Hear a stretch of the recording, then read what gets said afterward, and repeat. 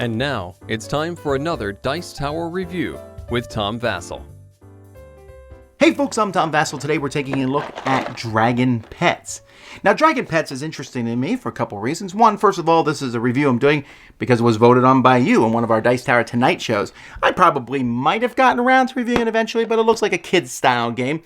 And interestingly enough, it's from Japanime. Now, Japanime tends to make games where there are curvaceous anime women running around fighting in World War II or being maids or stuff like that. Not my style, really. This one was like, oh, this one looks different than the rest. So I was interested in that, but it looked like a kid-style game. Well, for some reason, my first play of it was with adults, where we quickly learned that it is indeed not a kid's game at all. Let me show you.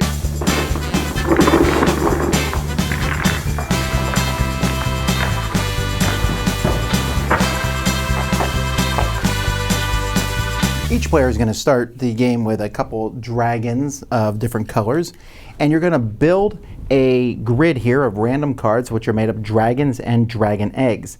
Each person is going to put 5 discs or 4 discs in front of them. These are random. The only rule is you can't have the same color across from each other, and the number of discs, the number of sets, is equal to the number of players. So if this player is not playing, those would not be there.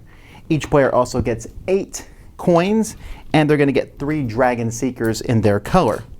So when the first player goes, they're going to roll their dice, and they're going to place the dice on top of the discs that they match and the white disc they put in front of them. Now, you can place, you have several actions you can do on your turn, but there's one action you must do, and that's you must place out a dragon seeker. Now you do this, and if for some reason you can't, because of various effects, you're going to have to pay 5 coins, so you don't want to do that. You're going to place, for example, this one shows a 3. I could put them on the 3rd card in this column, the first one in this column, the 2nd card in this column. This one shows a 5, so I can't place them in this column, but I can use this white die. I rolled a 3 to modify that. 5 minus 3 is 2. I can put that there. I could also put him on this one because this is 1 plus 3 is 4. There's other things you can do on your turn, but you have to do these in a very specific order. You can capture all the creatures. So if you want to, you can pay a coin and you pay a coin and everybody who has a card underneath them is going to take that card. These cards are not immediately refilled, so you got to be careful. That might put holes in here, which might make it harder for the next person.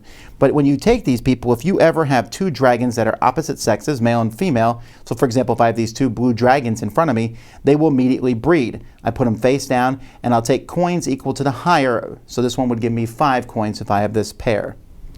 A player can also, on their turn, refill the grid. If there's empty holes, they can pay a coin to refill it. And they can also pay a coin to re-roll the dice. So let's say, for example, I decide to go here to the egg. Eggs are great because they're just worth 2 points. So I go there. I haven't gotten it yet. So I've used the gray die.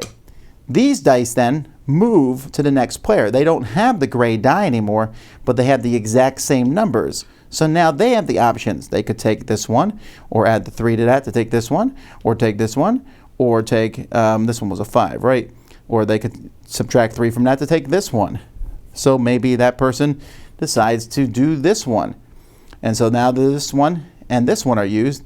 So the next player has even fewer options. Of course, that player could always pay a coin to re-roll all the dice and start over. And there's just different things that you can do. So you're just going to keep going around. When you can no longer fill the grid, then everyone is going to see who has the most coins that you've gotten over the course of the game.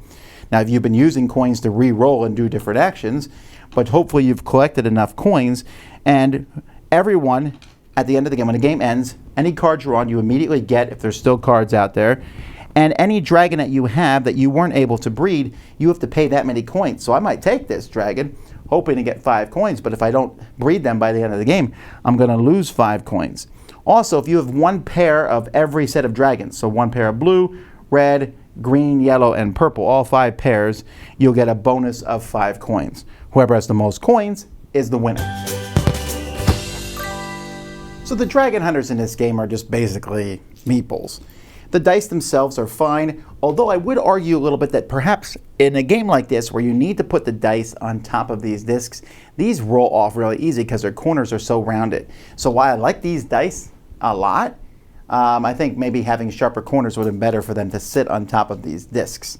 That being said, the artwork on the dragons is great. The card quality is okay. It's not amazing, but it's okay quality. Well, with the white borders and everything, it's going to be able to handle a lot. And the coins, they're very boring looking, but they work, and they're certainly better than paper money. Each player also has a card that explains how to play the game, and that's pretty much it. It all fits very easily into the box. Good components. This game is really intriguing. I mean, in the sense that you roll the dice, and then you're watching where do the dice go for the next player. And there's this thinking ahead moment. You're like, okay, so I can take this dragon here, but if I do that, then these dice are going to pass to you, and if you take that, they're going to pass him. And it's really hard because of that. I could never think much farther ahead than one person. I sit there, okay, that goes to you, that goes to you. You can use the white die here. You got to be careful that you're never, ever forced into a situation where you can't take them.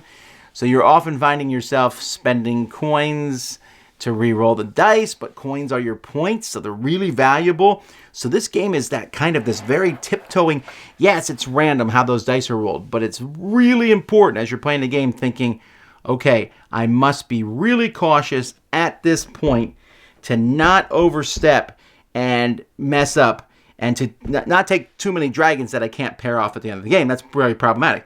So you want to do that, and should I call the dragons home? See, that's another thing I like about the game. Calling the dragons home helps everybody. Everyone collects them. Everyone gets the cards they're on. But if you don't do it on your turn, someone might steal the dragon that you were going for.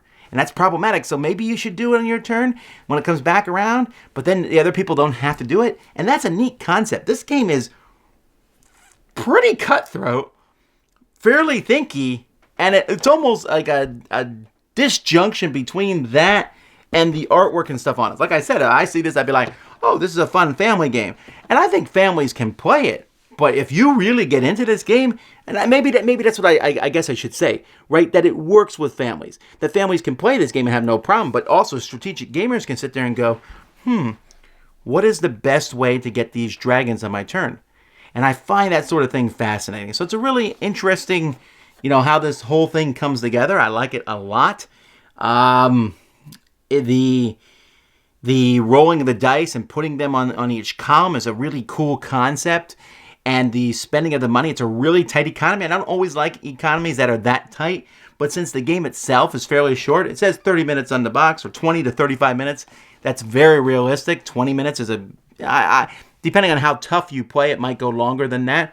But I was very pleasantly surprised by this one. That's Dragon Pets. Dice Tower Judgment approved! Thanks so much for watching the Dice Tower videos. Find more great videos and reviews, as well as our top-rated audio podcast at Dicetower.com. You can also find other great shows at DicetowerNetwork.com. I'm Eric Summerer, and you've been watching The Dice Tower.